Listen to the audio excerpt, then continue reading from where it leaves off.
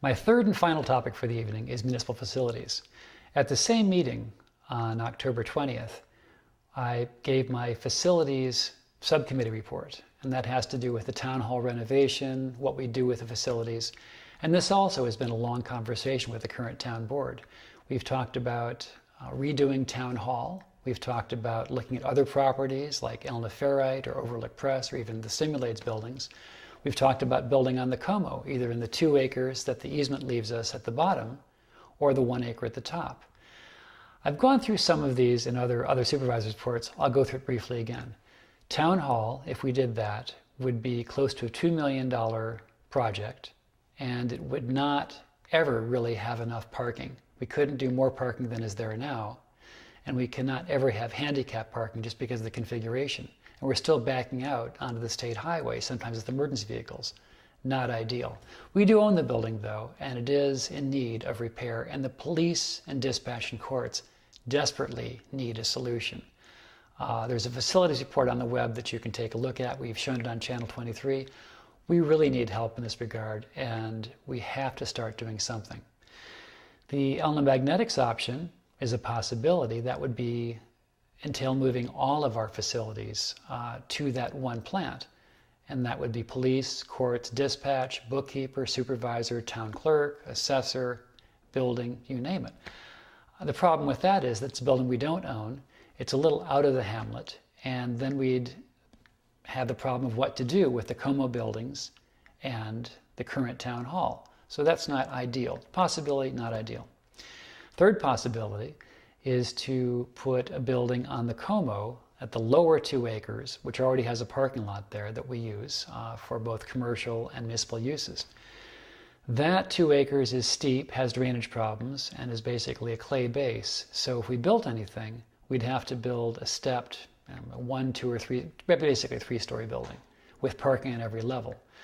Engineering, that's difficult. Handicapped access is difficult. And we're waiting to hear from Bernier and Larios, our town engineer, as to how to deal with that.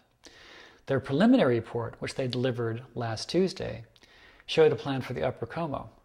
And what that involves is using about 1.2 acres, it could be seen as a little less than that because a lot of it is green space, that would involve putting the justice courts in what is currently the maintenance garage and the supervisor's cottage. So the justice courts and the clerks would go in those buildings. We'd have to extend the maintenance garage out maybe, I don't know, 8 or 10 feet. But we'd keep that beautiful line of that building, which is the first thing you see as you drive up. It's facing you. There's a wonderful slate roof. It's really a classic arts and crafts construction. So that would be using our existing building to take care of Justice Court. If we take Justice Court out of the town hall complex, that means the town hall can accommodate police and dispatch and maintenance, which already keeps vehicles there as it is. What we would do then is we would, when we take courts away, restore the proscenium stage and therefore make the main town hall space bigger, which I think could only benefit the PAW, which has been performing there for 45 years. They now have an actual stage. We still have enough room for police, for dispatch, and for maintenance. So then the question is what to do with the supervisor, the planning office, supervisor's assistant, and the GIS station. Well, those could mostly go into the main room of the Como, which has the fireplace and nice windows, and it's a very stately place to have meetings and receive people. So you'd walk into the main building of the Como, and on your right is the clerks, and on your left is the supervisor's office and the supervisor's assistant. Beyond that would be a hallway extending the porch and extending the clerk's office to the right, and you enter into a 5,200 square foot building. Now this could be built very inexpensively by an outfit like Corecraft, which is not state bid, and they'll do a very simple building, clad it the way we want it. And the great thing about this property is that this building would be basically invisible, except if you really went around the side and looked at it. It would have a 5,200 square foot basement, which is ideal for our storage needs because our storage is just in terrible need of upgrade. We've got file cabinets at the sewer department, at the highway department, above the police station, in the basement, which is moldy and wet, in the attic, which is hot and dusty.